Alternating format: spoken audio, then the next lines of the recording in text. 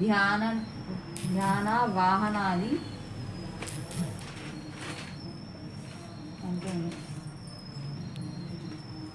పూజా విధానం.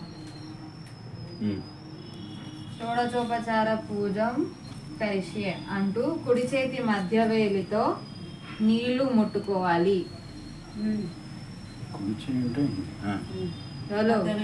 మధ్య వేలితో నీళ్లు ముట్టుకోవాలి.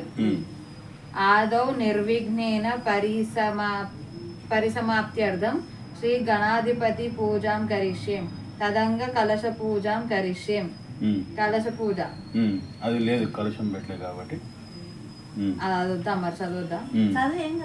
సరే చదువు కానీ కలశం లేదుగా, అదే ఉన్నట్టుగా అట్లా సరే చేసినట్టు. కలశం గంధ